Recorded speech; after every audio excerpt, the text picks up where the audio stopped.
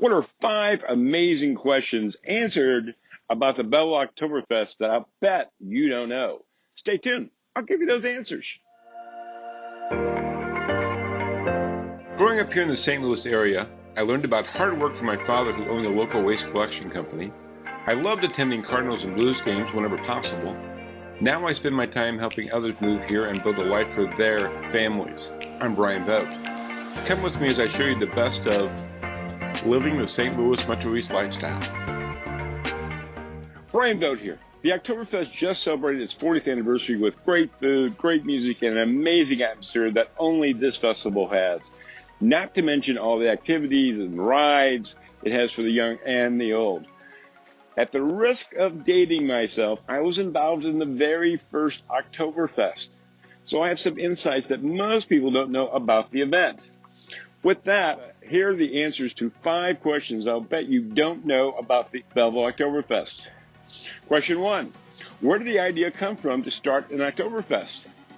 The Belleville Jaycees were the ones that spearheaded the first Oktoberfest. The first 8 to 9 years, the Jaycees ran everything, the food stands, the beer stands, the soda stands, and whatever else is needed to put on the event. However, the actual idea and the driving force behind the Oktoberfest came from Tom Schrag. At the time, Tom was a past president of the Jaycees, and on a visit to Lacrosse, Wisconsin, the headquarters of Stag beer at the time, he saw the first Oktoberfest and thought this would be a perfect event to host in Belleville. Question 2. What was the name of the first Oktoberfest? It was called the Belleville Stag Oktoberfest. Since Stag Brewery was still operating at the time, it was decided with some fierce debate at first to only have Stag beer for the event. And even though it was met with some resistance, in the end, it was the right decision. And not until 1989 or so, when the city of Belleville approached the Jaycees to combine the city's 175th birthday celebration with the Oktoberfest, were the other beers allowed to come in, and the event then changed to the Belleville Oktoberfest. Question 3. What month was the first Oktoberfest held? Why October, of course. Why would you hold an event called the Oktoberfest in any other month? But maybe a better question is question number 4. Why did the event move to September? The event was held on the first weekend of October for the first 3 years or so. But Mother Nature wasn't cooperating, so much so that in the 3rd year of the event, it was virtually rained out the entire weekend. So it was decided to move it to the 3rd week in September. But this caused another problem.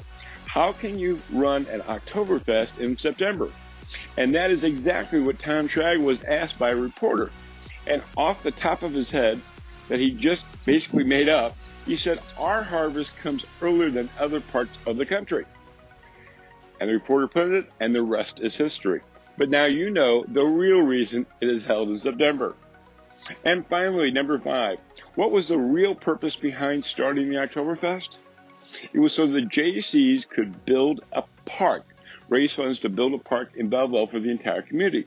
And that, my friend, was Tom Schrag's idea. There are many other Jaycees along the way that helped, but Tom was the driving force for not only the Oktoberfest, that is the go-to event of the year, where other civic organizations and groups raise tens of thousands of dollars to put back into the community, but also, after decades of twists and turns, Tom's vision of having a Belleville Jaycee Park finally came to be, where countless kids and grown-ups for generations to come will be able to enjoy. So maybe, if you know Tom, or maybe if you don't know Tom, the next time you see him, you might want to give him a handshake and a big thank you for making the Oktoberfest and the park a reality. Or maybe just buy him a Stag beer. To not miss another episode, hit the subscribe button and ring that bell. Until the next episode, make it a great day. Got a question about real estate around the St. Louis Metro East area? Call me, Bryan Vogt, at 618-210-2451. Or, for a free copy of my Amazon #1 best-selling book, Ready, Set, Sold, visit my website, bryanvogt.com. Thank you for tuning in. This is Bryan Vogt. Until next time on Living the St. Louis Metro East Lifestyle.